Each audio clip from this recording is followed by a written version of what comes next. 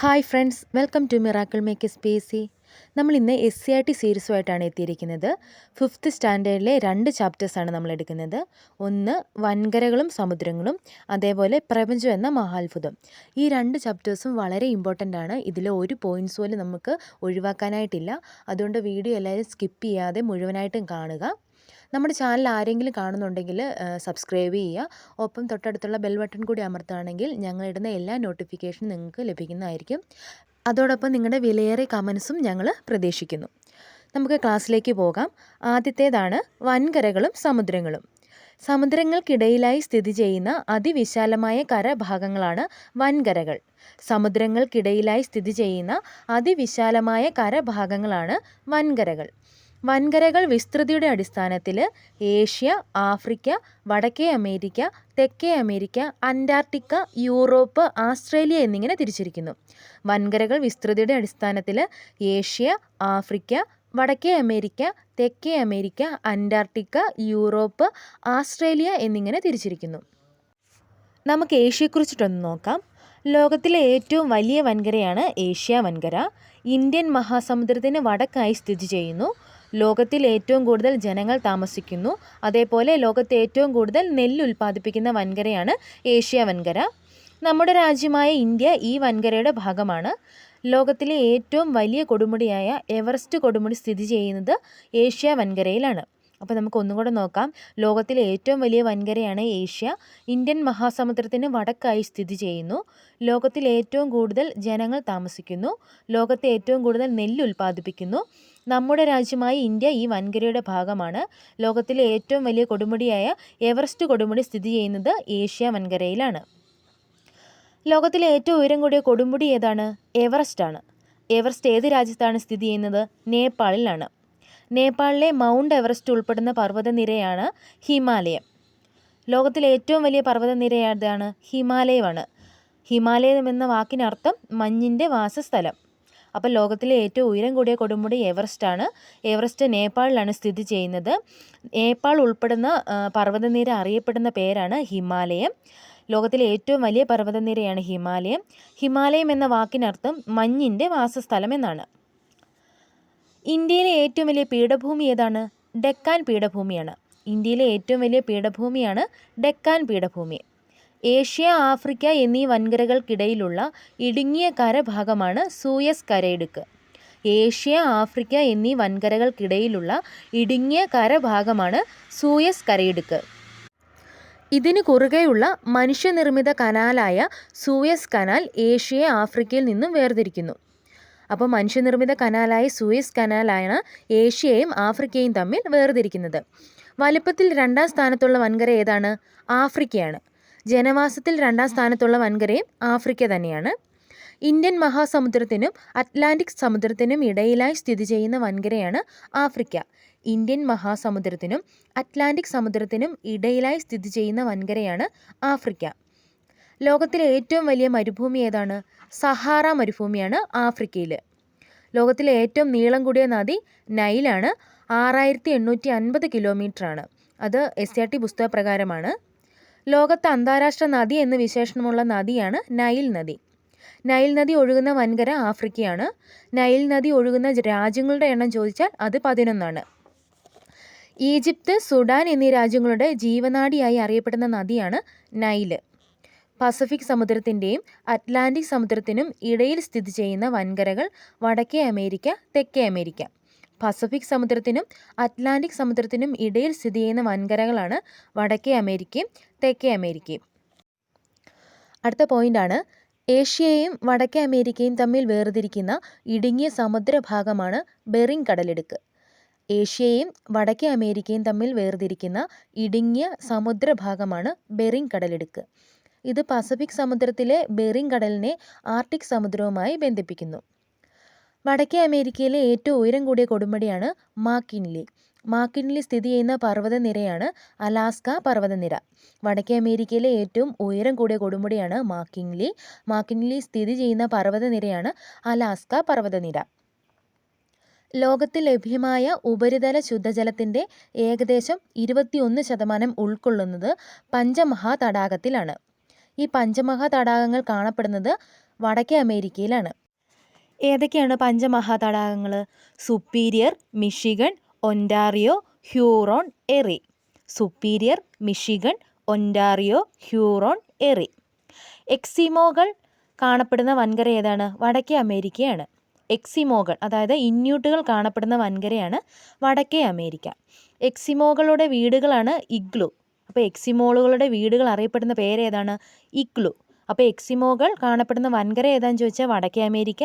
അതിൻ്റെ വീടുകൾ അറിയപ്പെടുന്ന പേരാണ് ഇഗ്ലു. ലോകത്ത് ഏറ്റവും കൂടുതൽ ഗോതമ്പ് ഉൽപ്പാദിപ്പിക്കുന്നത് വടക്കേ അമേരിക്കയിലാണ്. ലോകത്തെ ഏറ്റവും കൂടുതൽ ഗോതമ്പ് ഉൽപ്പാദിപ്പിക്കുന്നത് വടക്കേ അമേരിക്കയിലാണ്. തെക്കേ അമേരിക്കയിലെ ഏറ്റവും വലിയ കൊടുമുടി ഏതാണ്? അക്വാൻ കാഗോ. അക്വാൻ കാഗോ. അപ്പോൾ തെക്കേ അമേരിക്കയിലെ ഏറ്റവും വലിയ കൊടുമുടിയാണ് അക്വൻ കാഗോ. ലോകത്ത് ഏറ്റവും കൂടുതൽ ശുദ്ധജലം വഹിച്ചുകൊണ്ടു പോകുന്ന നദി ഏതാണ്? ആമസോൺ ആണ്. ലോകത്തെ ഏറ്റവും കൂടുതൽ ശുദ്ധജലം വഹിച്ചുകൊണ്ടു പോകുന്ന നദി ആമസോൺ ആണ്. ആമസോൺ നദി ഏത് വൻകരയിലാണ്? തെക്കേ അമേരിക്കയിലാണ്. ലോകത്ത് പിരാനകളെ കൂട്ടത്തോടെ കാണാൻ കഴിയുന്ന നദി ഏതാണ്? ആമസോൺ ആണ്. ലോകത്ത് പിരാനകളെ കൂട്ടത്തോടെ കാണാൻ കഴിയുന്ന നദിയാണ് ആമസോൺ നദി. മരച്ചീനിയുടെ ജന്മദേശം ഏതാണ്? ബ്രസീലാണ്. തെക്കേ അമേരിക്കയിലാണ് സ്ഥിതി ചെയ്യുന്നത്. മരച്ചീനിയുടെ ജന്മദേശം ബ്രസീലാണ്. സ്ഥിരമായി ജനവാസമില്ലാത്ത വൻകരയാണ് അന്റാർട്ടിക്ക. ലോകത്തെ ഏറ്റവും തണുപ്പ് കൂടിയ പ്രദേശം അറിയപ്പെടുന്നത് അന്റാർട്ടിക്കയാണ്. വെളുത്ത ഭൂഖണ്ഡം എന്നറിയപ്പെടുന്നത് അന്റാർട്ടിക്കയാണ്. അപ്പോൾ സ്ഥിരമായി ജനവാസമില്ലാത്ത വൻകര അന്റാർട്ടിക്കയാണ്. ഏറ്റവും കൂടുതൽ തണുപ്പ് കൂടിയ പ്രദേശം അന്റാർട്ടിക്കയാണ്. വെളുത്ത ഭൂഖണ്ഡം എന്നറിയപ്പെടുന്നത് അന്റാർട്ടിക്കയാണ്. അടുത്താണ് ഇമ്പോർട്ടൻ്റ് ആയിട്ടുള്ള ഒരു പോയിൻ്റാണ്. ഇന്ത്യയുടെ ആദ്യത്തെ അന്റാർട്ടിക് ഗവേഷണ കേന്ദ്രം ഏതാണ്? ദക്ഷിണ ഗംഗോത്രിയാണ്. ഇന്ത്യയുടെ രണ്ടാമത്തെ അന്റാർട്ടിക് ഗവേഷണ കേന്ദ്രം മൈത്രി. മൂന്നാമത്തേതാണ് ഭാരതി. ഇന്ത്യയുടെ അന്റാർട്ടിക് ഗവേഷണ കേന്ദ്രം ദക്ഷിണ ഗംഗോത്രി. രണ്ടാമത്തെ അന്റാർട്ടിക് ഗവേഷണ കേന്ദ്രമാണ് മൈത്രി. മൂന്നാമത്തെ അന്റാർട്ടിക് ഗവേഷണ കേന്ദ്രമാണ് ഭാരതി. ഇന്ത്യയുടെ ആദ്യ ആർട്ടിക് ഗവേഷണ കേന്ദ്രം ഏതാണെന്ന് ചോദിച്ചാൽ ഏതാണ്? ഹിമാദ്രിയാണ്. അപ്പോൾ ഹിമാദ്രി ആർട്ടിക് ഗവേഷണ കേന്ദ്രമാണ്. ബാക്കി മൂന്നെണ്ണവും അന്റാർട്ടിക്കയിലെ ഗവേഷണ കേന്ദ്രങ്ങളാണ്. അപ്പോൾ ഇത് മൂന്നൊന്ന് ഓർത്ത് വയ്ക്കാനായിട്ട് ഗംഗ മൈ ഭാര്യ എന്ന് ഓർത്ത് കഴിഞ്ഞാൽ നമുക്ക് ഓർത്ത് വയ്ക്കാനായിട്ട് സാധിക്കും. ഗംഗ മൈ ഭാര്യ എന്ന് ഓർത്ത് വെച്ച് കഴിഞ്ഞാൽ നമുക്ക് ഈ ദക്ഷിണ ഗംഗോത്രിയും മൈത്രിയും ഭാരതിയും ഓർത്ത് വയ്ക്കാനായിട്ട് സാധിക്കും. അടുത്ത പോയിൻ്റാണ്, ഇന്ത്യക്ക് പുറത്ത് ആദ്യമായി ഒരു ഇന്ത്യൻ പോസ്റ്റ് ഓഫീസ് സ്ഥാപിച്ചത് ദക്ഷിണ ഗംഗോത്രിയിലാണ് 1983. അപ്പോൾ ഇന്ത്യക്ക് പുറത്ത് ആദ്യമായി ഒരു ഇന്ത്യൻ പോസ്റ്റ് ഓഫീസ് സ്ഥാപിച്ചത് ദക്ഷിണ ഗംഗോത്രിയിലാണ് 1983. ഇന്ത്യയുടെ ഏത് നഗരത്തിൻ്റെ പിൻകോഡാണ് ദക്ഷിണ ഗംഗോത്രിയിൽ ഉപയോഗിച്ചത്? പനാജി. 403001 പിൻകോഡ്. അടുത്താണ്, സമുദ്രനിരപ്പിൽ നിന്ന് ഏറ്റവും ഉയരത്തിൽ സ്ഥിതി ചെയ്യുന്ന ഭൂഖണ്ഡം ഏതാണെന്ന് ചോദിച്ചാൽ അന്റാർട്ടിക്കയാണ്. അറ്റ്ലാന്റിക് സമുദ്രത്തിനും ഏഷ്യ വൻകരയ്ക്കും ഇടയിൽ സ്ഥിതി ചെയ്യുന്ന വൻകരകൾ ഏതാണെന്ന് ചോദിച്ചാൽ യൂറോപ്പും ആഫ്രിക്കയുമാണ്. അറ്റ്ലാന്റിക് സമുദ്രത്തിനും ഏഷ്യ വൻകരയ്ക്കും ഇടയിൽ സ്ഥിതി ചെയ്യുന്ന വൻകരകൾ ഏതാണെന്ന് ചോദിച്ചാൽ യൂറോപ്പും ആഫ്രിക്കയുമാണ്. ജനസംഖ്യയിൽ 3-ാം സ്ഥാനത്തുള്ള വൻകരയാണ് യൂറോപ്പ്. യൂറോപ്പിൻ്റെ ഒരു പ്രധാന വിനോദമാണ് സ്കീയിങ്. അപ്പോൾ ജനസംഖ്യയിൽ 3-ാം സ്ഥാനത്തുള്ള വൻകര യൂറോപ്പാണ്. യൂറോപ്പിൻ്റെ പ്രധാനപ്പെട്ട ഒരു വിനോദമാണ് സ്കീയിങ്. അടുത്ത പോയിൻ്റാണ്, യൂറോപ്പിനെ ഏഷ്യയിൽ നിന്നും വേർതിരിക്കുന്ന പർവ്വതനിരയാണ് യുറാൽ പർവ്വതനിര. യൂറോപ്പിനെ ഏഷ്യയിൽ നിന്നും വേർതിരിക്കുന്ന പർവ്വതനിരയാണ് യുറാൽ പർവ്വതനിര. ഏഷ്യയെയും യൂറോപ്പിനെയും ചേർത്ത് വിശേഷിപ്പിക്കുന്നത് യുറേഷ്യ എന്നാണ്. ഏഷ്യയെയും യൂറോപ്പിനെയും ചേർത്ത് വിശേഷിപ്പിക്കുന്നത് യുറേഷ്യ എന്നാണ്. പാതിരാ സൂര്യൻ്റെ നാട് എന്നറിയപ്പെടുന്ന രാജ്യം ഏതാണ്? നോർവേയാണ്. പാതിരാ സൂര്യൻ്റെ നാട് എന്നറിയപ്പെടുന്ന രാജ്യം നോർവേയാണ്. പാതിരാ സൂര്യൻ്റെ നാട്ടിൽ എന്ന യാത്രാവിവരണ പുസ്തകം എഴുതിയത് എസ്.കെ. പൊറ്റക്കാടാണ്. കാപ്പിരികളുടെ നാട്ടിൽ, ബലിദീപ് തുടങ്ങിയവ അദ്ദേഹത്തിൻ്റെ മറ്റു പ്രസിദ്ധീകരണങ്ങളാണ്. അപ്പോൾ പാതിരാ സൂര്യൻ്റെ നാട് എന്നറിയപ്പെടുന്ന രാജ്യം നോർവേയും പാതിരാ സൂര്യൻ്റെ നാട്ടിൽ എന്ന പുസ്തകം യാത്രാവിവരണമാണ് അത് എഴുതിയത് എസ്.കെ. പൊറ്റക്കാടുമാണ്. ഏറ്റവും ചെറിയ വൻകര ഏതാണ്? ഓസ്ട്രേലിയയാണ്. ഏറ്റവും ചെറിയ വൻകര എന്നറിയപ്പെടുന്നത് ഓസ്ട്രേലിയയാണ്. ഓഷ്യാനിയ എന്നറിയപ്പെടുന്ന വൻകരയാണ് ഓസ്ട്രേലിയ. ഓഷ്യാനിയ എന്നറിയപ്പെടുന്ന വൻകരയാണ് ഓസ്ട്രേലിയ. വൻകര ദ്വീപ് എന്നറിയപ്പെടുന്ന വൻകര ഏതാണ്? അതും ഓസ്ട്രേലിയയാണ്. വൻകര ദ്വീപ് എന്നറിയപ്പെടുന്ന വൻകര ഓസ്ട്രേലിയയാണ്. പൂർണ്ണമായും ജലത്താൽ ചുറ്റപ്പെട്ട് സ്ഥിതി ചെയ്യുന്നതിനാൽ ആസ്ട്രേലിയയെ വൻകര ദ്വീപ് എന്ന് വിശേഷിപ്പിക്കുന്നു. സ്ഥിരമായി ജലത്താൽ ചുറ്റപ്പെട്ട് സ്ഥിതി ചെയ്യുന്നതിനാൽ ആസ്ട്രേലിയയെ വൻകര ദ്വീപ് എന്ന് വിശേഷിപ്പിക്കുന്നു. സിഡ്നി നഗരം സ്ഥിതി ചെയ്യുന്നത് എവിടെയാണ്? ഓസ്ട്രേലിയയിലാണ്. സിഡ്നി നഗരം സ്ഥിതി ചെയ്യുന്നത് ഓസ്ട്രേലിയയിലാണ്. കാൾഗൂർലി സ്വർണ്ണഖനി സ്ഥിതി ചെയ്യുന്നത് ഓസ്ട്രേലിയയിലാണ്. കാൾഗൂർലി സ്വർണ്ണഖനി സ്ഥിതി ചെയ്യുന്നത് ഓസ്ട്രേലിയയിലാണ്. ലോകത്തിലെ ഏറ്റവും വലിയ ദ്വീപ് ഏതാണ്? ഗ്രീൻലാൻഡ് ആണ്. ലോകത്തിലെ ഏറ്റവും വലിയ ദ്വീപാണ് ഗ്രീൻലാൻഡ്. അറ്റ്ലാന്റിക് സമുദ്രത്തിൻ്റെ വടക്കു ഭാഗത്താണ് ഗ്രീൻലാൻഡ് സ്ഥിതി ചെയ്യുന്നത്. പരസ്പരം ചേർന്ന് സ്ഥിതി ചെയ്യുന്ന സമുദ്രങ്ങൾക്കെല്ലാം കൂടി പറയുന്ന പേരാണ് ലോകമഹാസമുദ്രം. അപ്പോൾ പരസ്പരം ചേർന്ന് സ്ഥിതി ചെയ്യുന്ന സമുദ്രങ്ങളെ നമ്മൾ ലോകമഹാസമുദ്രം എന്ന് പറയുന്നു. ലോകത്തിലെ ഏറ്റവും വലിയ സമുദ്രം ഏതാണ്? പസഫിക് ആണ്. ശാന്തസമുദ്രം എന്ന് അറിയപ്പെടുന്നു. ലോകത്തിലെ ഏറ്റവും വലിയ സമുദ്രം പസഫിക് സമുദ്രമാണ്. ഏറ്റവും കൂടുതൽ ദ്വീപുകൾ കാണപ്പെടുന്നതും പസഫിക് സമുദ്രത്തിലാണ്. ലോകത്തിലെ ഏറ്റവും ആഴം കൂടിയ ഭാഗമായ ചലഞ്ചർ ഗർത്തം സ്ഥിതി ചെയ്യുന്നത് പസഫിക് സമുദ്രത്തിലാണ്. ഏറ്റവും കൂടുതൽ മത്സ്യബന്ധനം നടക്കുന്നതും പസഫിക് സമുദ്രത്തിലാണ്. പസഫിക് സമുദ്രത്തിൻ്റെ വിസ്തൃതിയുടെ ലോകത്തിൻ്റെ ആകെ വിസ്തൃതിയുടെ എത്ര ഭാഗമാണ് എന്ന് ചോദിച്ചാൽ 1/3 ഭാഗമാണ്. വലിപ്പത്തിൽ 2ാം സ്ഥാനത്തുള്ള സമുദ്രമാണ് അറ്റ്ലാന്റിക് സമുദ്രം. വലിപ്പത്തിൽ 2ാം സ്ഥാനത്തുള്ള സമുദ്രമാണ് അറ്റ്ലാന്റിക് സമുദ്രം. ലോകത്തിലെ ഏറ്റവും പ്രധാനപ്പെട്ട മത്സ്യബന്ധന കേന്ദ്രങ്ങളിലൊന്നായ ഗ്രാൻഡ് ബാങ്ക്സ് ഏത് സമുദ്രത്തിലാണ്? അത് അറ്റ്ലാന്റിക് സമുദ്രത്തിലാണ്. ലോകത്തിലെ ഏറ്റവും പ്രധാനപ്പെട്ട മത്സ്യബന്ധന കേന്ദ്രങ്ങളിലൊന്നായ ഗ്രാൻഡ് ബാങ്ക്സ് ഏത് സമുദ്രത്തിലാണ് എന്ന് ചോദിച്ചാൽ അത് അറ്റ്ലാന്റിക് സമുദ്രത്തിലാണ്. അപ്പോൾ അടുത്ത പോയിൻ്റാണ്, ലോകത്തിലെ ഏറ്റവും തിരക്കേറിയ സമുദ്രപാത ഏതാണെന്ന് ചോദിച്ചാൽ ഏതാണ്? വടക്കൻ അറ്റ്ലാന്റിക് പാതയാണ്. വടക്കൻ അറ്റ്ലാന്റിക് പാത. അന്റാർട്ടിക്ക വൻകരയോട് ചേർന്ന് സ്ഥിതി ചെയ്യുന്ന സമുദ്രഭാഗമാണ് അന്റാർട്ടിക് സമുദ്രം. ഭാഗികമായി കരകളാൽ ചുറ്റപ്പെട്ട സമുദ്രഭാഗമാണ് കടലുകൾ എന്നറിയപ്പെടുന്നത്. വലിപ്പത്തിൽ ഇന്ത്യൻ മഹാസമുദ്രത്തിനാണ് 3ാം സ്ഥാനത്തുള്ളത്. അടുത്ത് ഒരു രാജ്യത്തിൻ്റെ പേരിൽ അറിയപ്പെടുന്ന ഏക സമുദ്രമാണ് ഇന്ത്യൻ മഹാസമുദ്രം. ഒരു രാജ്യത്തിൻ്റെ പേരിൽ അറിയപ്പെടുന്ന ഏക സമുദ്രം ഏതാണെന്ന് ചോദിച്ചാൽ ഇന്ത്യൻ മഹാസമുദ്രമാണ്. അറബിക്കടലിനും ബംഗാൾ ഉൾക്കടലിനും ഏത് സമുദ്രത്തിൻ്റെ ഭാഗമാണെന്ന് ചോദിച്ചാൽ അത് ഇന്ത്യൻ മഹാസമുദ്രമാണ്. അറബിക്കടലും ബംഗാൾ ഉൾക്കടലും ഏത് സമുദ്രത്തിൻ്റെ ഭാഗമാണ് എന്ന് ചോദിച്ചാൽ അത് ഇന്ത്യൻ മഹാസമുദ്രത്തിൻ്റെ ഭാഗമാണ്.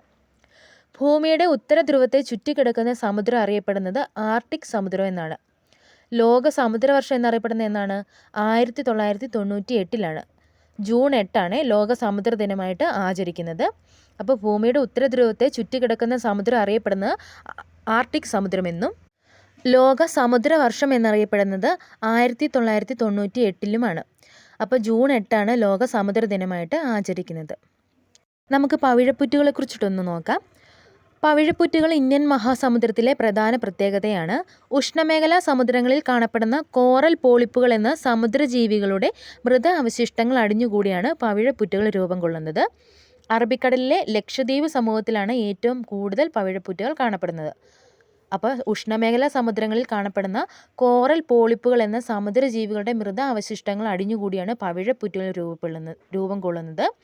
അറബിക്കടലിലെ ലക്ഷദ്വീപിലാണ് ഏറ്റവും കൂടുതൽ പവിഴ ദ്വീപുകൾ കാണപ്പെടുന്നത്. അടുത്ത ഒരു ചെറിയൊരു ഫ്ലോ ചാർട്ടാണ്. ഒരു സൈഡിൽ വൻകരകളും അതിനോട് ചേർന്ന് കാണപ്പെടുന്ന സമുദ്രങ്ങൾ, പിന്നെ അതിനോട് ചേർന്ന് കാണപ്പെടുന്ന വൻകരകളാണ്. ആദ്യത്തേതാണ് ഏഷ്യ. ഏഷ്യ വൻകരയോട് ചേർന്ന് കാണപ്പെടുന്ന സമുദ്രങ്ങൾ ഏതാണ്? ഇന്ത്യൻ മഹാസമുദ്രം, പസഫിക് സമുദ്രവുമാണ്. അവയോട് ചേർന്ന് കാണപ്പെടുന്ന വൻകരകൾ ഏതാണെന്ന് ചോദിച്ചാൽ അത് യൂറോപ്പും ആഫ്രിക്ക, ആസ്ട്രേലിയയാണ്. അടുത്ത വൻകരയാണ് ആഫ്രിക്ക. അതിനോട് ചേർന്ന് കാണപ്പെടുന്ന സമുദ്രങ്ങളാണ് അറ്റ്ലാന്റിക് സമുദ്രം, ഇന്ത്യൻ മഹാസമുദ്രം, അന്റാർട്ടിക് സമുദ്രം. അവയോട് ചേർന്ന് കാണപ്പെടുന്ന വൻകരകളാണ് യൂറോപ്പ്, ഏഷ്യ. അടുത്താണ് വടക്കേ അമേരിക്ക. അവയോട് ചേർന്ന് കാണപ്പെടുന്ന സമുദ്രങ്ങളാണ് പസഫിക് സമുദ്രം, അറ്റ്ലാന്റിക് സമുദ്രം, ആർട്ടിക് സമുദ്രം. വൻകരകളാണ് തെക്കേ അമേരിക്ക, ഏഷ്യ. അടുത്താണ് തെക്കേ അമേരിക്ക. തെക്കേ അമേരിക്കയിൽ കാണപ്പെടുന്ന സമുദ്രങ്ങളാണ് പസഫിക് സമുദ്രം, അറ്റ്ലാന്റിക് സമുദ്രം, അന്റാർട്ടിക് സമുദ്രം. അവയിൽ കാണപ്പെടുന്ന വൻകരകളാണ് വടക്കേ അമേരിക്ക. നമ്മൾ 5th സ്റ്റാൻഡേർഡിലെ വൻകരകളും സമുദ്രങ്ങളും എന്ന ടോപ്പിക്സാണ് എടുത്തത്. നമ്മൾ പ്രധാനപ്പെട്ട എല്ലാ പോയിൻറ്സും പറഞ്ഞിട്ടുണ്ട്. അടുത്ത ടോപ്പിക്കാണ് പ്രപഞ്ചം എന്ന മഹാത്ഭുതം. ഭൂമി ഉൾപ്പെടുന്ന കുടുംബം അറിയപ്പെടുന്ന പേരാണ് സൗരയൂഥം. സൗരയൂഥത്തിൻ്റെ കേന്ദ്രമാണ് സൂര്യൻ. സൂര്യൻ ഒരു നക്ഷത്രമാണ്. സൂര്യനിൽ ഏറ്റവും കൂടുതൽ അടങ്ങിയിരിക്കുന്ന വാതകം ഏതാണ്? ഹൈഡ്രജനാണ്. 70% ഹൈഡ്രജൻ അടങ്ങിയിരിക്കുന്നത്. രണ്ടാമത് ഏതാണ്? ഹീലിയമാണ്. 28% അടങ്ങിയിരിക്കുന്നത്. സൂര്യനിൽ നടക്കുന്ന രാസപ്രവർത്തനം അറിയപ്പെടുന്ന പേരാണ് അണുസംയോജനം. സൂര്യനിൽ നടക്കുന്ന രാസപ്രവർത്തനമാണ് അണുസംയോജനം അല്ലെങ്കിൽ ന്യൂക്ലിയർ ഫ്യൂഷൻ. ഹൈഡ്രജൻ കൂടിച്ചേർന്ന് ഹീലിയമായി മാറുന്ന പ്രക്രിയ ഏതാണ്? അണുസംയോജനമാണ്. ഹൈഡ്രജൻ കൂടിച്ചേർന്ന് ഹീലിയമായി മാറുന്ന പ്രക്രിയയാണ് അണുസംയോജനം. ഭൂമിയിൽ നിന്നും സൂര്യനിലേക്കുള്ള അകലം എത്രയാണ്? 15 കോടി കിലോമീറ്റർ ആണ്. ഭൂമിയിൽ നിന്നും സൂര്യനിലേക്കുള്ള അകലം എന്ന് പറയുന്നത് 15 കോടി കിലോമീറ്റർ ആണ്. സൂര്യനിൽ നിന്നും പ്രകാശം ഭൂമിയിൽ എത്താൻ വേണ്ട സമയമാണ് 8 മിനിറ്റും 20 സെക്കൻഡും. 8 മിനിറ്റും 20 സെക്കൻഡും കൊണ്ടാണ് സൂര്യനിൽ നിന്നും പ്രകാശം ഭൂമിയിലേക്ക് എത്തുന്നത്. സൂര്യൻ്റെ ഉപരിതല ഊഷ്മാവ് എന്ന് പറയുന്നത് 5780 കെൽവിനാണ്. സൂര്യൻ്റെ ഉപരിതല ഊഷ്മാവാണ് 5780 കെൽവിൻ. സൗരയൂഥത്തിലെ ഗ്രഹങ്ങളെ അവയുടെ അകലത്തിൻ്റെ അടിസ്ഥാനത്തിൽ ക്രമീകരിച്ചതാണ്. ആദ്യത്തേതാണ് ബുധൻ, 2 ശുക്രൻ, 3 ഭൂമി, 4 ചൊവ്വ, 5 വ്യാഴം, 6 ശനി, 7 യുറാനസ്, 8 നെപ്റ്റ്യൂൺ. അടുത്താണ് സൗരയൂഥത്തിലെ ഒരേ ഒരു നക്ഷത്രം ഏതാണ്? അത് സൂര്യനാണ്. സ്വയം കത്തുന്ന ഭീമാകാരമായ ആകാശഗോളങ്ങളാണ് നക്ഷത്രങ്ങൾ. നക്ഷത്രങ്ങൾ വലിയ അളവിൽ താപവും പ്രകാശവും പുറത്തേക്ക് വിടുന്നു. സൗരയൂഥത്തിൻ്റെ കേന്ദ്രം സൂര്യനാണ് എന്ന് ലോകത്തോട് വിളിച്ചു പറഞ്ഞത് കോപ്പർനിക്കസ് ആണ്. അപ്പോൾ സൗരയൂഥത്തിൻ്റെ കേന്ദ്രം സൂര്യനാണ് എന്ന് പറഞ്ഞത് ആരാണ്? കോപ്പർനിക്കസ് ആണ്. സ്വയം കറങ്ങുന്നതോടൊപ്പം സൂര്യനെ വലം വയ്ക്കുകയും ചെയ്യുന്ന ആകാശഗോളങ്ങൾ അറിയപ്പെടുന്നതാണ് ഗ്രഹങ്ങൾ. ഗ്രഹങ്ങളെ വലം വയ്ക്കുന്ന ഗോളങ്ങളാണ് ഉപഗ്രഹങ്ങൾ. സൂര്യന് ചുറ്റുമുള്ള ഗ്രഹങ്ങളുടെ സഞ്ചാരപാത അറിയപ്പെടുന്നതാണ് ഭ്രമണപഥം. സൂര്യന് ചുറ്റുമുള്ള ഗ്രഹങ്ങളുടെ സഞ്ചാരപാതയാണ് ഭ്രമണപഥം. ഉപഗ്രഹങ്ങളില്ലാത്ത ഗ്രഹങ്ങൾ ഏതാണെന്ന് ചോദിച്ചാൽ അത് ബുധനും ശുക്രനുമാണ്. ഉപഗ്രഹങ്ങളില്ലാത്ത ഗ്രഹം ബുധനും ശുക്രനുമാണ്. സൗരയൂഥത്തിലെ ഏറ്റവും ചെറിയ ഗ്രഹമാണ് ബുധൻ. സൗരയൂഥത്തിലെ ഏറ്റവും ചെറിയ ഗ്രഹമാണ് ബുധൻ. ഏറ്റവും വേഗത്തിൽ സൂര്യനെ പരിക്രമണം ചെയ്യുന്ന ഗ്രഹം ഏതാണ്? അതും സൂര്യനാണ്. ഏറ്റവും വേഗത്തിൽ സൂര്യനെ പരിക്രമണം ചെയ്യുന്ന ഗ്രഹം ബുധനാണ്. പ്രഭാത നക്ഷത്രം, പ്രദോഷ നക്ഷത്രം എന്നിങ്ങനെ അറിയപ്പെടുന്നത് ശുക്രനാണ്. സൗരയൂഥത്തിലെ ഏറ്റവും തിളക്കമുള്ള ഗ്രഹം, ഏറ്റവും ചൂട് കൂടിയ ഗ്രഹം എന്നറിയപ്പെടുന്നത് ശുക്രനാണ്. പ്രഭാത നക്ഷത്രം, പ്രദോഷ നക്ഷത്രം, സൗരയൂഥത്തിലെ ഏറ്റവും തിളക്കമുള്ള ഗ്രഹം, ഏറ്റവും ചൂട് കൂടിയ ഗ്രഹം എന്നൊക്കെ അറിയപ്പെടുന്നത് ശുക്രനാണ്. പെരുമീൻ, വെള്ളിമീൻ എന്നീ പേരുകളുമുള്ള ശുക്രനെ സൂര്യോദയത്തിന് തൊട്ടു മുൻപും ഏകദേശം സൂര്യാസ്തമയം കഴിഞ്ഞും ഉടനെയും ആകാശത്ത് കാണാൻ കഴിയും. ശുക്രൻ സൂര്യപ്രകാശത്തെ ശക്തമായി പ്രതിഫലിക്കാൻ കാരണമാണ് ശുക്രനിലെ CO2 നിറഞ്ഞ മേഘങ്ങളുടെ സാന്നിധ്യം. ശുക്രനിലെ ഒരു രാവും ഒരു പകലും പൂർത്തിയാക്കാൻ ആവശ്യമായ സമയം എന്ന് പറയുന്നത് 243 ഭൂദിനങ്ങളാണ്. അതായത് ഒരു ഭൂദിനം ഭൂമിയിലെ ഒരു ദിവസമാണ്. പരിക്രമണത്തെക്കാളധികം സമയം ഭ്രമണത്തിനെടുക്കുന്ന സൗരയൂഥത്തിലെ ഏക ഗ്രഹം ഏതാണെന്ന് ചോദിച്ചാൽ അത് ശുക്രനാണ്. ഏതു ഗ്രഹത്തിലാണ് സൂര്യൻ പടിഞ്ഞാറ് ഉദിക്കുന്നതെന്ന് ചോദിച്ചാൽ അതും ശുക്രനാണ്. അടുത്ത പോയിൻ്റാണ് ശുക്രൻ്റെ ഉപരിതല താപനിലയാണ് 480 ഡിഗ്രി സെൽഷ്യസ്. ശുക്രൻ്റെ ഉപരിതല താപനിലയാണ് 480 ഡിഗ്രി സെൽഷ്യസ്. നീലഗ്രഹം എന്നറിയപ്പെടുന്നത് ഭൂമിയാണ്. കാരണം ബഹിരാകാശത്തു നിന്ന് നോക്കുമ്പോൾ നീല നിറത്തിൽ കാണപ്പെടുന്നത് കൊണ്ടാണ് നീലഗ്രഹം എന്ന് അറിയപ്പെടുന്നത്. ഭൂമിയുടെ അച്ചുതണ്ടിൻ്റെ ചരിവാണ് 23.5 ഡിഗ്രി. ഭൂമിയുടെ ഉപഗ്രഹം എന്നറിയപ്പെടുന്നത് ചന്ദ്രനാണ്. പകലും നക്ഷത്രങ്ങളെ കാണാൻ കഴിയുന്ന ഉപഗ്രഹം ഏതാണെന്ന് ചോദിച്ചാൽ അത് ചന്ദ്രനാണ്. ചുവന്ന ഗ്രഹം എന്നറിയപ്പെടുന്ന ഏതാണ്? ചൊവ്വയാണ്. ചുവന്ന ഗ്രഹം എന്നറിയപ്പെടുന്നത് ചൊവ്വയാണ്. നീലഗ്രഹം എന്നറിയപ്പെടുന്ന ഏതാണ്? അത് ഭൂമിയാണ്. ചൊവ്വയുടെ ഉപഗ്രഹങ്ങളാണ് ഫോബോസ്, ഡെയ്മോസ്. Phobos, Deimos. ചൊവ്വയുടെ ചുവപ്പ് നിറത്തിന് കാരണമാണ് ഇരുമ്പിൻ്റെ സാന്നിധ്യം. ചൊവ്വയുടെ ചുവപ്പ് നിറത്തിന് കാരണം ഇരുമ്പിൻ്റെ സാന്നിധ്യമാണ്. ഭൂമിയുടെ 100-ൽ 1 അംശമാണ് ചൊവ്വ. ഭൂമിയുടെ 100-ൽ 1 അംശമാണ് ചൊവ്വ. വളരെ നേർത്ത അന്തരീക്ഷമാണ് ചൊവ്വയ്ക്കുള്ളത്. ചൊവ്വയുടെയും വ്യാഴത്തിൻ്റെയും ഇടയിൽ സൂര്യനെ വലം വയ്ക്കുന്ന പാറ കഷ്ണങ്ങളാണ് ക്ഷുദ്രഗ്രഹങ്ങൾ. അപ്പോൾ ചൊവ്വയുടെയും വ്യാഴത്തിൻ്റെയും ഇടയിൽ സൂര്യനെ വലം വയ്ക്കുന്ന പാറ കഷ്ണങ്ങളാണ് ക്ഷുദ്രഗ്രഹങ്ങൾ. സൗരയൂഥത്തിലെ ഏറ്റവും വലിയ ഗ്രഹം ഏതാണ്? അത് വ്യാഴമാണ്. സൗരയൂഥത്തിലെ ഏറ്റവും വലിയ ഗ്രഹമാണ് വ്യാഴം. ഒരു വ്യാഴവട്ടം എന്നാൽ 12 വർഷമാണ്. ഒരു വ്യാഴവട്ടം എന്നാൽ 12 വർഷമാണ്. ഏറ്റവും കൂടുതൽ ഉപഗ്രഹങ്ങളുള്ള ഗ്രഹമാണ് വ്യാഴം. ഏറ്റവും കൂടുതൽ ഉപഗ്രഹങ്ങളുള്ള ഗ്രഹമാണ് വ്യാഴം. ഭൂമിയിൽ നിന്നും വ്യാഴത്തിലേക്കുള്ള അകലം എന്ന് പറയുന്നത് ഭൂമിയിൽ നിന്നും സൂര്യനിലേക്കുള്ള അകലത്തിൻ്റെ 5 ഇരട്ടിയാണ്. അപ്പോൾ ഭൂമിയിൽ നിന്നും വ്യാഴത്തിലേക്കുള്ള അകലം എന്ന് പറയുന്നത് ഭൂമിയിൽ നിന്നും സൂര്യനിലേക്കുള്ള അകലത്തിൻ്റെ 5 ഇരട്ടിയാണ്. വ്യാഴത്തിൻ്റെ ഭ്രമണ വേഗത എന്ന് പറയുന്നത് 45,000 കിലോമീറ്റർ/ആണ്. വ്യാഴത്തിൻ്റെ ഭ്രമണ വേഗത എന്ന് പറയുന്നത് 45,000 km/h ആണ്. വ്യാഴത്തിൻ്റെ ഉപരിതല താപനിലയാണ് -149°C. വ്യാഴത്തിൻ്റെ ഉപരിതല താപനിലയാണ് -149°C. വലയങ്ങൾ കാണപ്പെടുന്ന ഗ്രഹമാണ് ശനി. ഭൂമിയേക്കാൾ 95 മടങ്ങ് വലിപ്പമുള്ള ഗ്രഹമാണ് ശനി. ഭൂമിയിൽ നിന്ന് നഗ്നനേത്രങ്ങൾ കൊണ്ട് കാണാൻ കഴിയുന്നതിൽ വെച്ച് ഏറ്റവും അകലെയുള്ള ഗ്രഹം ശനിയാണ്. വലയങ്ങൾ കാണപ്പെടുന്ന ഗ്രഹം ശനിയാണ്. ഭൂമിയേക്കാൾ 95 മടങ്ങ് വലിപ്പമുള്ള ഗ്രഹം ശനിയാണ്. ഭൂമിയിൽ നിന്ന് നഗ്നനേത്രങ്ങൾ കൊണ്ട് കാണാൻ കഴിയുന്നതിൽ വെച്ച് ഏറ്റവും അകലെയുള്ള ഗ്രഹം ശനിയാണ്. ഏറ്റവും കുറവ് സാന്ദ്രതയുള്ള ഗ്രഹം ശനിയാണ്. ശനിയുടെ ഉപരിതല താപനിലയാണ് -185°C. -185°C. സൂര്യനെ വലം വയ്ക്കാൻ 84 വർഷമെടുക്കുന്ന ഗ്രഹം ഏതാണ്? അത് യുറാനസ് ആണ്. യുറാനസിൻ്റെ അച്ചുതണ്ടിൻ്റെ ചെരിവ് എന്ന് പറയുന്നത് 98° ആണ്. ഭൂമിയുടെ 4 ഇരട്ടി വലിപ്പമുള്ള ഗ്രഹം ഏതാണെന്ന് ചോദിച്ചാൽ അത് യുറാനസ് ആണ്.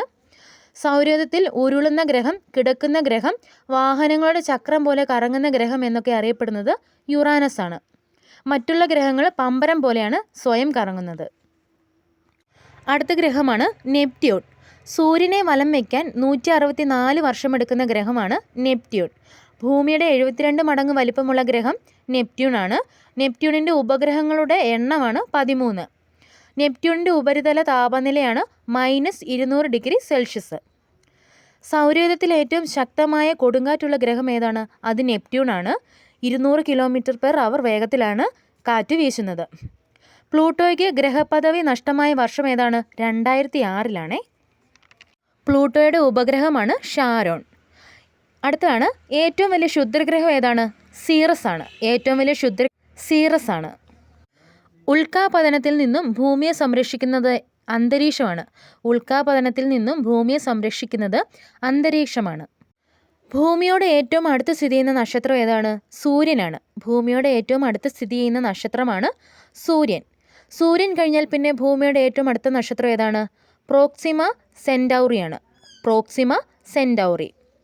കോടിക്കണക്കിന് നക്ഷത്രങ്ങൾ അടങ്ങുന്നതാണ് ഒരു ഗാലക്സി എന്ന് പറയുന്നത്. കോടിക്കണക്കിന് നക്ഷത്രങ്ങൾ അടങ്ങുന്നതാണ് ഒരു ഗാലക്സി എന്ന് പറയുന്നത്. കോടിക്കണക്കിന് ഗാലക്സികൾ ഉൾപ്പെടുന്നതിനെ പ്രപഞ്ചം എന്ന് പറയുന്നു. കോടിക്കണക്കിന് ഗാലക്സികൾ ഉൾപ്പെടുന്നതിനെ പ്രപഞ്ചം എന്ന് പറയുന്നു. സൗരയൂഥം ഉൾപ്പെടുന്ന ഗാലക്സിയാണ് ക്ഷീരപഥം. സൗരയൂഥം ഉൾപ്പെടുന്ന ഗാലക്സിയാണ് ക്ഷീരപഥം. ആകാശഗംഗ എന്ന് വിളിക്കപ്പെടുന്നത് ഏതാണ്? ക്ഷീരപഥത്തിനെയാണ്. ആകാശഗംഗ എന്ന് വിളിക്കപ്പെടുന്നത് ക്ഷീരപഥത്തിനെയാണ്. ഈ സൗരയൂഥം എന്ന് പറയുന്നത് എന്താണ്? സൂര്യൻ, സൂര്യനെ വലം വയ്ക്കുന്ന ഗ്രഹങ്ങൾ, അവയുടെ ഉപഗ്രഹങ്ങൾ, ക്ഷുദ്രഗ്രഹങ്ങൾ, വാൽ നക്ഷത്രങ്ങൾ, കുള്ളൻ ഗ്രഹങ്ങൾ എന്നിവ ഉൾപ്പെടുന്നതാണ് സൗരയൂഥം. സൂര്യൻ, സൂര്യനെ വലം വയ്ക്കുന്ന ഗ്രഹങ്ങൾ, അവയുടെ ഉപഗ്രഹങ്ങൾ, ക്ഷുദ്രഗ്രഹങ്ങൾ, വാൽ നക്ഷത്രങ്ങൾ, കുള്ളൻ ഗ്രഹങ്ങൾ എന്നിവ ഉൾപ്പെടുന്നതാണ് സൗരയൂഥം. നമ്മൾ 5th സ്റ്റാൻഡേർഡിൻ്റെ 2 ചാപ്റ്റേഴ്സാണ് ഇപ്പോൾ കംപ്ലീറ്റ് ചെയ്തത്. നമ്മൾ പ്രധാനപ്പെട്ട പോയിൻറ്റ്സുകൾ മാത്രമേ ഉൾപ്പെടുത്തിയിട്ടുള്ളൂ. അതുകൊണ്ട് നിങ്ങൾ ഇത് 2-3 തവണ കേൾക്കുക. നിങ്ങൾ നോട്ടുകൾ എഴുതി വെച്ചിട്ട് പഠിക്കുക. നമ്മുടെ ക്ലാസ്സുകൾ നിങ്ങൾക്ക് ഇഷ്ടമായെങ്കിൽ നിങ്ങൾക്ക് ലൈക്ക് ചെയ്യാം. ഒപ്പം നിങ്ങളുടെ വിലയേറിയ കമൻസും ഞങ്ങളെ അറിയിക്കാം. പിന്നെ നിങ്ങളുടെ കൂട്ടുകാരിലേക്ക് ഇതൊന്ന് ഷെയർ ചെയ്ത് കൊടുക്കുക. അടുത്ത SCRT സീരീസുമായിട്ട് വീണ്ടും എത്തുന്നതാണ്. താങ്ക്